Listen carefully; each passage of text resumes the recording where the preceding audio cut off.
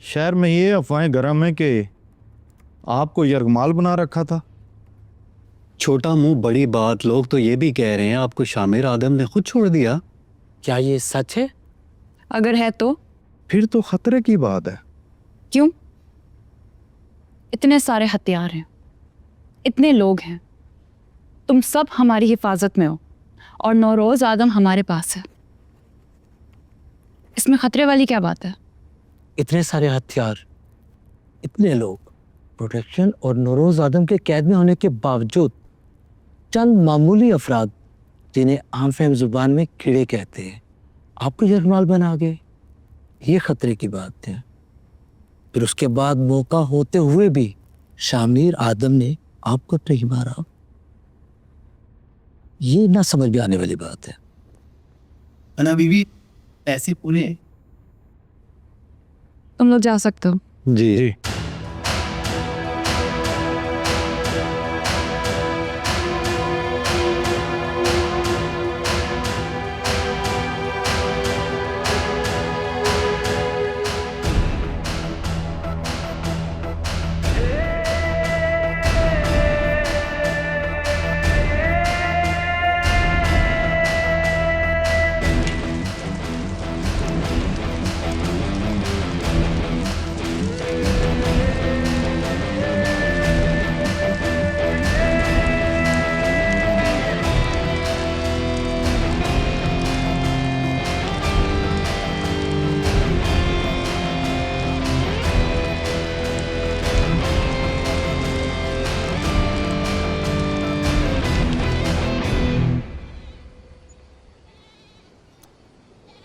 सारी उम्र नवाबों के तलवे चाटे, अपने लोगों का खून चूसा। कितनी बार नवाब साहब की जान बचाई, और जब मुझ पे मुश्किल पड़ी तो नवाब साहब की नजर में मेरी कोई हैसियत ही नहीं है। देर से समझे हो तुम ये बात। मैं तो कई साल पहले समझ गया था।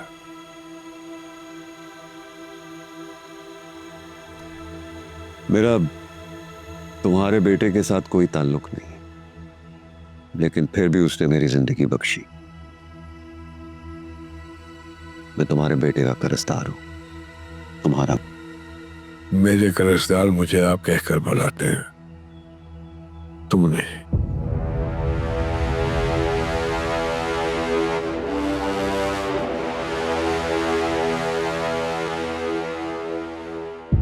मैं जब तक साहब को नवाबों की हवेली से बाहर नहीं निकाल के लाता यहाँ, किसी और चीज के बारे में नहीं सोच सकते। शादी के बारे में तो बिल्कुल नहीं।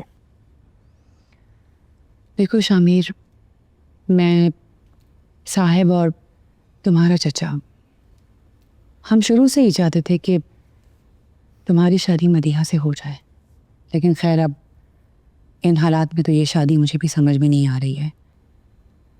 लेकिन तुम्हारी दादी बसद हैं कि तुम्हारी शादी हो जाए। दादी को किस चीज की जल्दी है? मुझे नहीं पता। मुझे ऐसा लगता है कि शायद मदीहा बहुत दुखी है, इसीलिए तुम्हारी दादी उसके दुखों पर मरहम रखती है। बात कर लूँ मैं मदिया से। जब तक साहब बाहर नहीं आते हम किसी और चीज के बारे में नहीं सोचेंगे, खासतौर पे ये शादी बारी। ठीक है, तुम्हें जो सही लगता है वही करो। हाँ, तुमसे एक बात करनी थी शामिर। क्या रहे?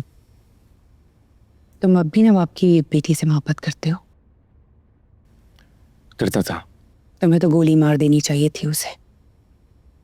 याद रखना कि उनकी कैद में तुम्हारा बाप है।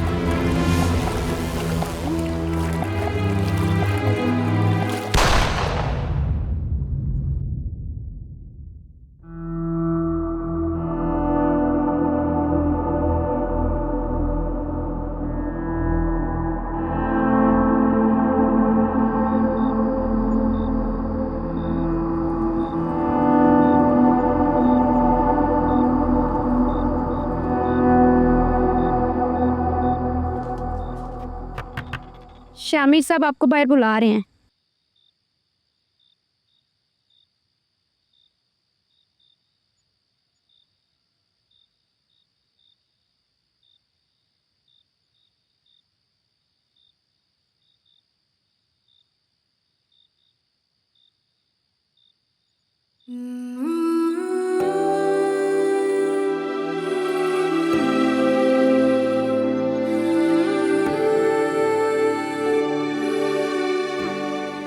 तुमने मारा क्यों नहीं मुझे? मैं तुम्हारे एहसान तले दबकर नहीं जी सकती। मोहब्बत की थी तुमसे। इस मोहब्बत का कोई अंजाम नहीं है। हजारों लोग मरेंगे, सब कुछ जल के राख हो जाएगा। इसलिए तुमने मुझे धोखा देकर सब कुछ छीन लिया। मैंने जो किया वो बिल्कुल सही था। और अब तुम भी बाज आ जाओ। अब मुझ पर रहम मत खाना कि मुझे जब मौका मिलेगा मेरी गोली नहीं चुकेगी। मौका तो अभी है तुम्हारे पास, तब भी था, माना क्यों नहीं? मोहब्बत करती हो तुम मुझसे, कितना भागोगे मुझसे? तुमसे मोहब्बत नहीं करती। ये नहीं करती तो इतनी रात खतरा मोल लिए मेरे घर में अकेले चोरों की तरह आती।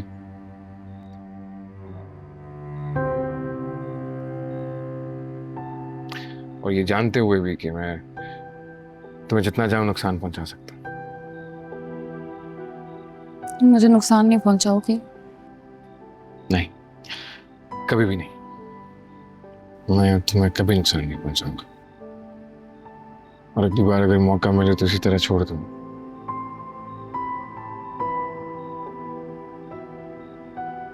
और अगर तुम्हें कोई और भी नुकसान पहुंचाए तो शायद उसके सामने भी खड़ा हो जाऊं। बाकी तुम्हारी अपनी मर्जी है, कोई जिद नहीं है। तुम अपनी करनी करो, मैं अपनी करता हूं।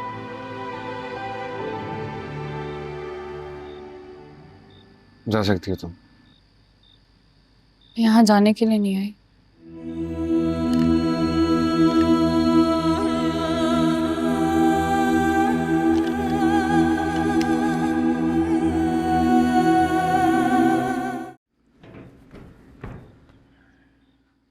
ये यहाँ? हाँ, तुमने तो कहा था तुम किसी को भी माफ कर सकते हो, लेकिन इसको नहीं। माफ कहाँ किया इसको?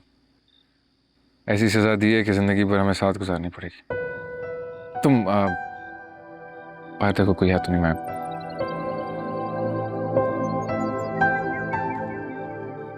और तुम यही रहो, मुझे तुमसे किसी को मिलवा दो।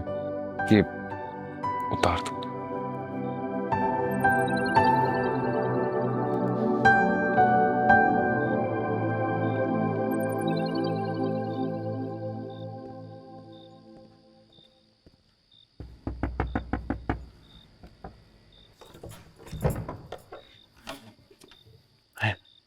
आपको किसी से मिलवाना है?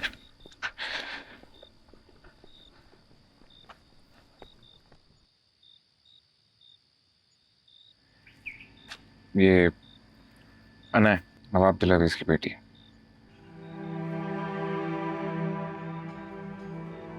तुम लेकर आए हो इसे यहाँ? नहीं, खुद चल के आई है। तुम्हें यहाँ नहीं आना चाहिए था। तुम जानती हो ना कि नवाबों और आदमों के बीच में एक ही रिश्ता है, खून बहाने का रिश्ता। तुम्हें घर चले जाना चाहिए। आपके शौहर हमारी कैद में हैं। हमारी वजह से आपके घर से लाशें उठी हैं और मुझे वापस भिजवाने का कह रही हैं। न जाने दुनियापुर की चक्की में कितने लोग पिस पिस के मर गए। ये चक्की घूमती रहेगी और लहू पीती जाएगी। कभी तुम्हारा और कभी हमारा। इस पे तुम्हारा कोई कसूर नहीं। तुम बस घर जाओ।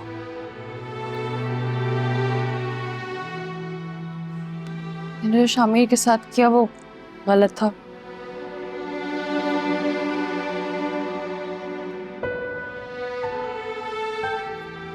इस बात का एहसास है मुझे, और उस एहसास की वजह से मैं यहाँ तक आई हूँ। अब आपके रहमो करम में हो, आप जो चाहे कर सकती हैं। अगर तुम्हें इस बात का एहसास है तो मेरा बेटा भी कम ज़र्फ नहीं है कि घर आए हुए मेहमान का फायदा उठाए। तुम जैसे यहाँ आई हो ना, वैसे ही अपने घर जाओगी।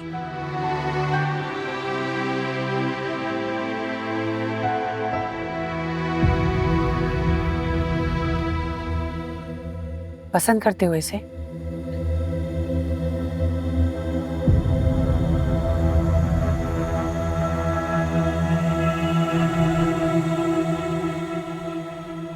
तुमसे पूछने की जरूरत इसलिए नहीं है क्योंकि जानबूझकर कोई भी इतना बड़ा खतरा मोल नहीं ले सकता। ऐसे खतरे सिर्फ चाहत ही कराती है, और मुझे तुम्हारी चाहत पर फख्र है।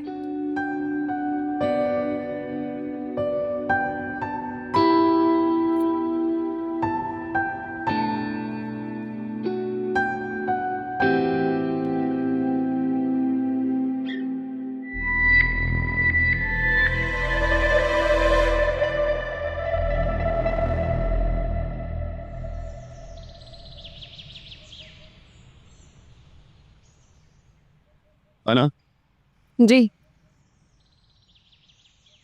थोड़ा ध्यान से। ये शामिर नहीं है, नौरोज आदम है।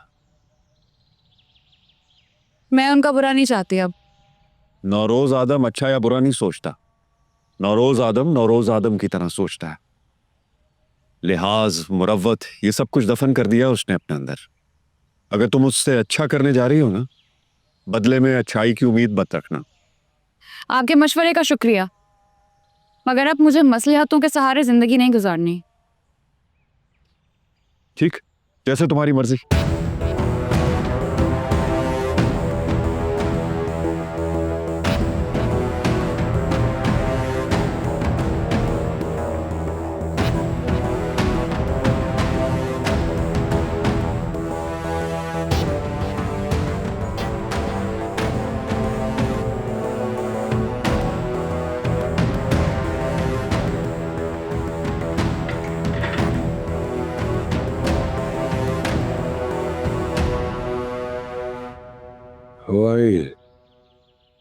आपको पता है मैं कहाँ गई थी?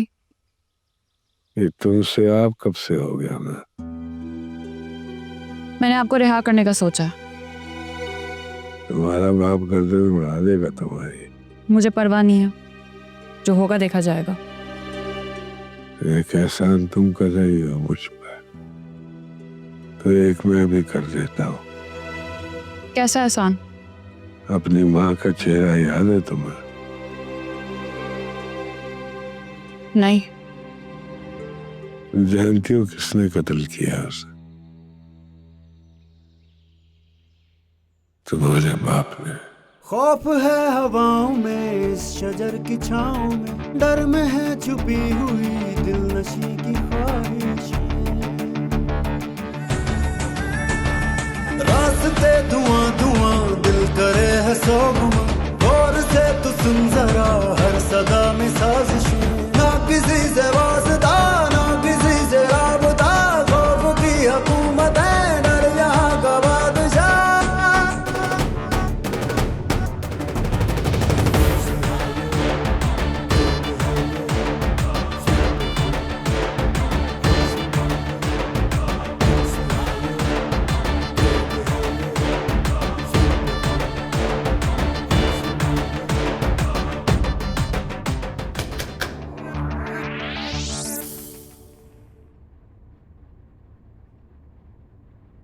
इतनी सुबह यहाँ क्या कर रही हो?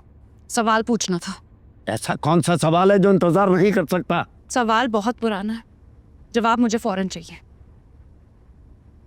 पूछो। अम्मा को किसने मारा था? मैंने कहा फौरन जवाब चाहिए।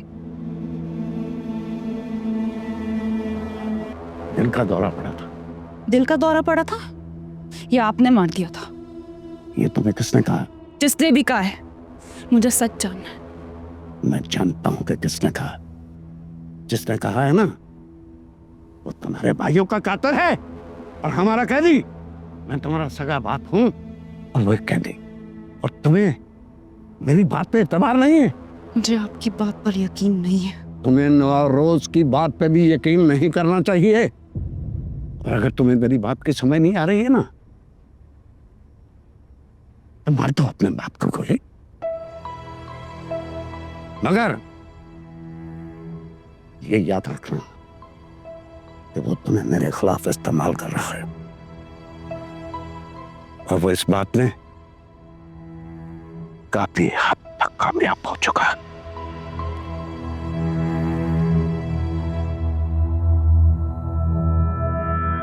नौरोज आदम को मैं आजाद कर रही हूँ।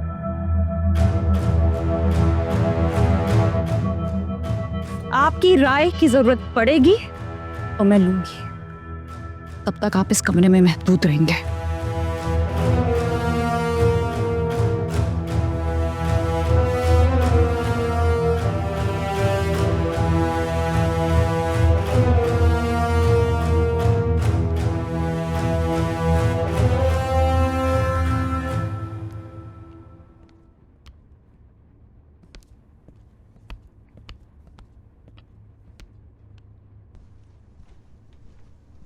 दफा हो जाओ। आप सिर्फ 1 मिनट मेरी बात सुन लें। दफा हो जाओ। क्या मुश्किल है समझने में? मुश्किल तो कुछ नहीं है, मगर मैं जो आपको बताने जा रही हूँ हो सकता है वो आपकी आने वाली मुश्किल को जरूर कम कर दे। अगर तुम्हारी बात काम की नहीं हुई ना, तो निम्रा जो तुम्हारे साथ करती है सो करती है। मैं तुम्हारे साथ वो हाल करूंगी जो तुम उम्र भर याद रखोगी। कल रात अना आई थी यहाँ, नवाब साहब की बेटी। दिमाग खराब हो गया तुम्हारा? जानती हो क्या कह रही हो? जानती हूँ क्या कह रही हूँ, तभी तो आपको बता रही हूँ। अना आई थी और काफी देर तक शामिर साहब के कमरे में बैठी रही, और उसके बाद बड़ी बेगम साहिबा के कमरे में चली गई और काफी देर तक लॉन में चहलकदमी भी करती रही। फिर उसे शामिर साहब गाड़ी तक छोड़ने भी गए थे। अगर ये बात झूठ हुई ना, तो तुम्हारी चमड़ी उधेड़ के जूतियां बनाऊंगी।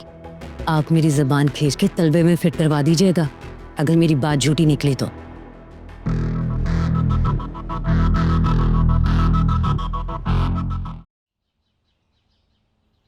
ये कितनी डालते हो? जी 1 बूंद पानी में रोज। और ये 3 कतरे खाने में। थोड़ा बढ़ा दो। जी जी पेपर।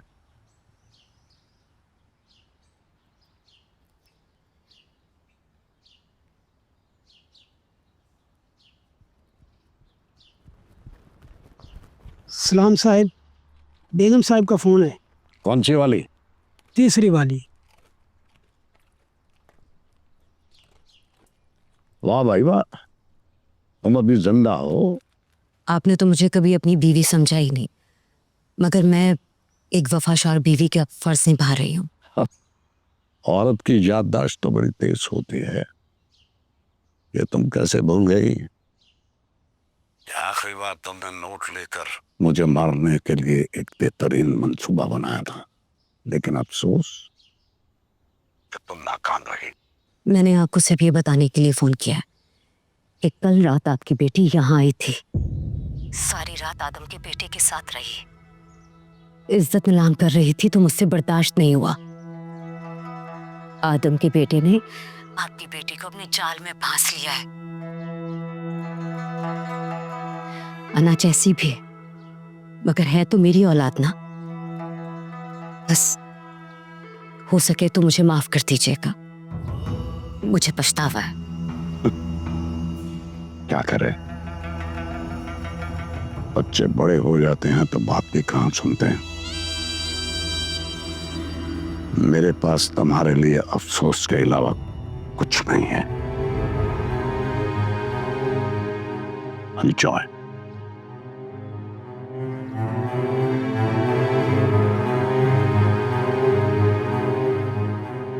मैं आपको बता रही हूँ, इसी जगह मैं अपनी जान दे दूंगी। इसी तख्त के नीचे मेरी कब्र बनेगी। फिर आप उस पर बैठ के ना अपनी सियासत कीजिएगा। आराम से बच्चे, आराम से।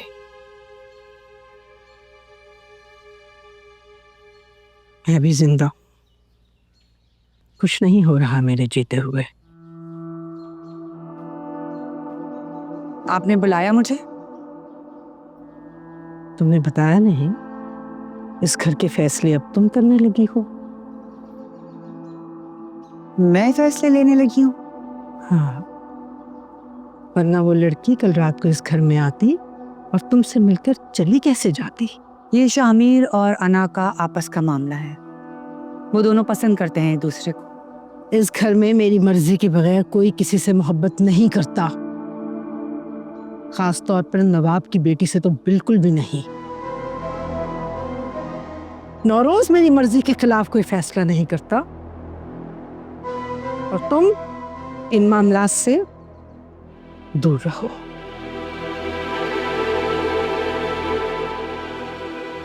शामिर को इस मामले में क्या करना है मैं बेहतर जानती हूँ। साहब तो है नहीं घर पे। शामिर अगर आपकी बात मानता है तो मुझे कोई एतराज नहीं है। आप बात करके देख लीजिए।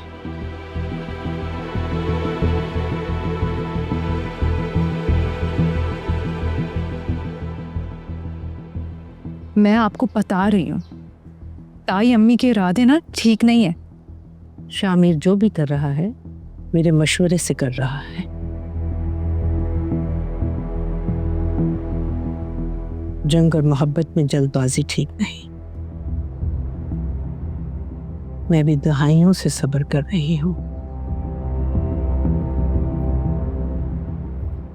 तुम भी थोड़ा वक्त लो।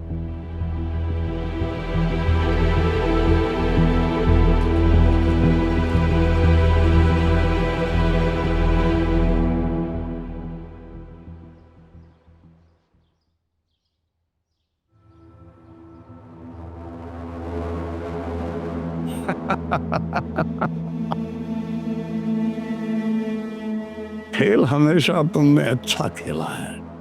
हाँ, पर बदनसीबी से कोई मुकाबले का खिलाड़ी नहीं मिला। खुश फहमी और खुद एतमादी में मामूली सा फर्क होता है। अगर जीत करीब आती हुई नजर आ रही हो तो आदमी को और भी मोहतात होना चाहिए।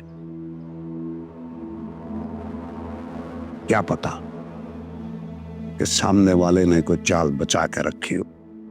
ऐसा तुम मेरे बारे में भी तो सोच सकते हो। कैद में होने के बावजूद मैं कितना पुरसकून हूं और तुम आजाद होने के बावजूद कितने बेचैन। ये बेचैनी बहुत थोड़ी देर के लिए है। तुम और तुम्हारा बेटा मेरी बेटी को बरगला कर अगर ये समझ रहे हो कि तुम जीत गए हो तो ये तुम्हारी भूल है, भूल। तुम्ही से सीखा है ये सब। चोट वहां करो जहां सबसे ज्यादा तकलीफ होती है। तुम्हारी बेटी को पता चल गया है कि तुमने ही उसकी मां का कत्ल किया है।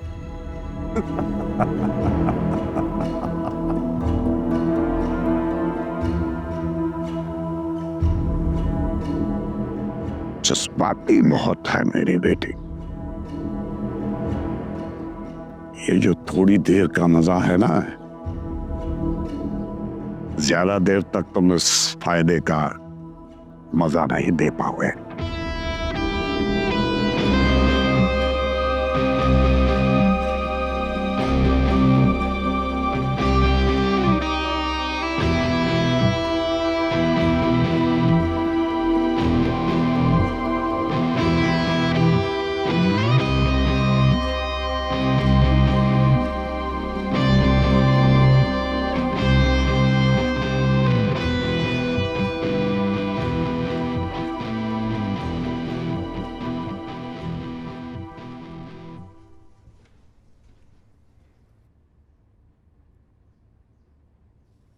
मैंने आपसे कहा था ना, मेरी बात गलत साबित नहीं होगी। चली जाओ यहां से। आपके वालिद के साथ मेरे बहुत अच्छे ताल्लुक थे। जो काम करते थे मिलकर करते थे। ना उस घर में मेरी कोई हैसियत थी और न ही इस घर में आप दोनों की कोई हैसियत। हम दोनों ने मिलकर अपनी हैसियत बनाई थी। मुझे तुम्हारी बकवास में कोई दिलचस्पी नहीं है, दफा हो जाओ यहाँ से। अगर शाहमीर अना को इस घर में हमेशा के लिए ले आया तो आपका क्या होगा? मेरे ख्याल में आपकी भी वही हैसियत होगी जो मेरी इस घर में है। मगर अभी भी एक रास्ता है, अगर आप कहें तो।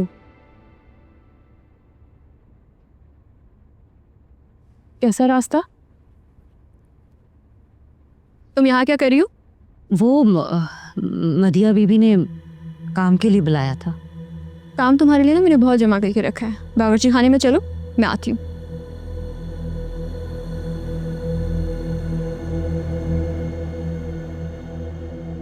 अगर तुमने इसे किसी मशवरे के लिए बुलाया था ना, तो एक बात मेरी भी याद रखना, ये वो दीमक है जो आपके साथ भी रहता है और आपको खोखला भी कर देता है।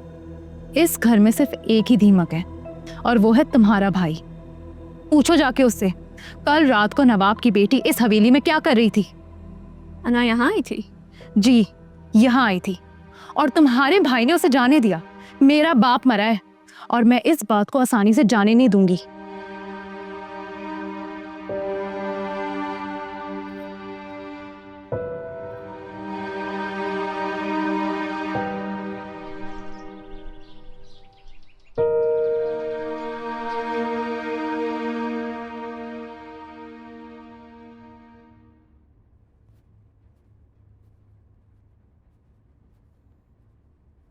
ये आखिरी फैसला है तुम्हारा? जी हाँ।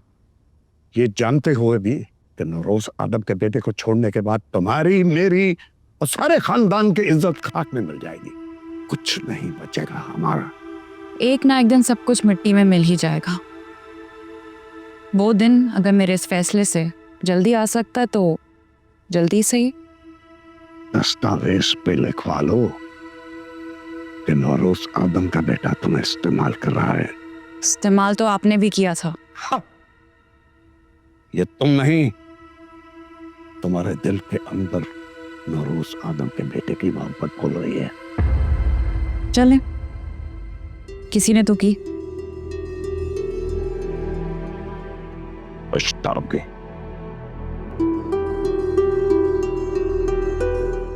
उम्र भर आपकी मर्जी पर पछताई हूँ। थोड़ा अपनी मर्जी से पछताने का दिल कर रहा है। अगर आज मेरा एक भी बेटा जिंदा होता तो मैं तुम्हें पहली फुर्सत में इसको छिछाड़ा दूं। बेटे मर चुके हैं हमारे,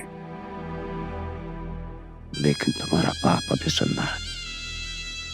आज तुम्हारी मर्जी से नौरोज आदम यहां से सही सलामत जा रहा है,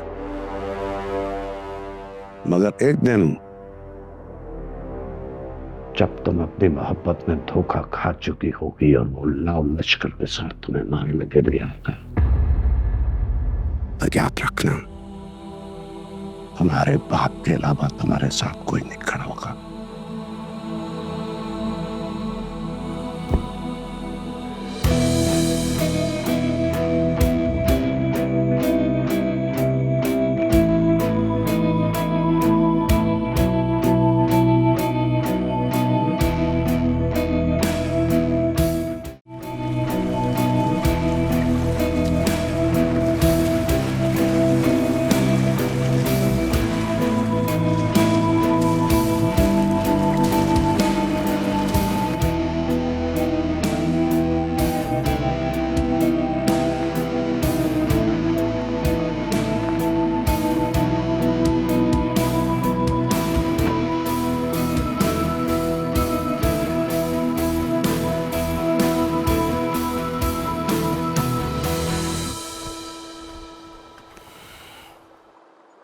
कसाईयों की तरफ से अभी तक कोई जवाब नहीं आया।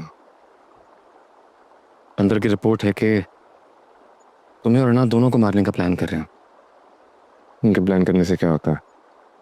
जब तक साहब है वो कुछ नहीं कर सकता। साहब तो कैद में है। अना कुछ करेगी? अना कुछ करना भी चाहेगी तो नवाब दिलावेज करने नहीं देगा।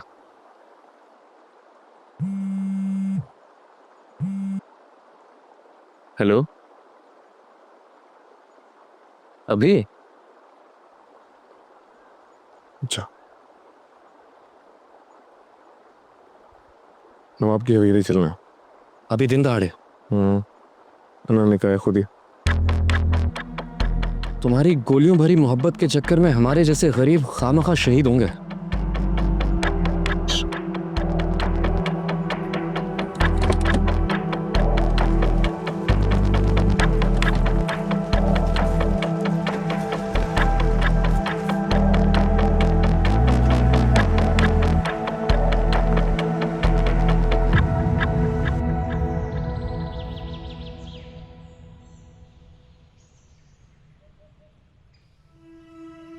मैं आज आपको रिहा कर रही हूँ। और तुम्हारा बाप? उनकी फिक्र छोड़ दें, मैं फैसला कर चुकी हूँ। बिच्छू वाला मेंढक की मिसाल सुनी है तुमने? जिसमें बिच्छू अपनी फितरत से मजबूर होकर नदी पार कराने वाले मेंढक को डस लेता है। सोच लो, अभी कैद में हो,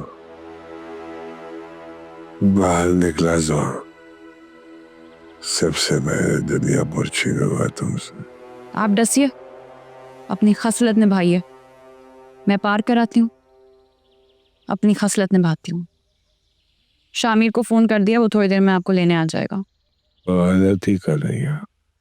चलें, यहाँ पे नवाब साहब और आपकी सोच इस बारे में एक जैसी ही है। उनको भी लगता है मैं गलती कर रही हूँ।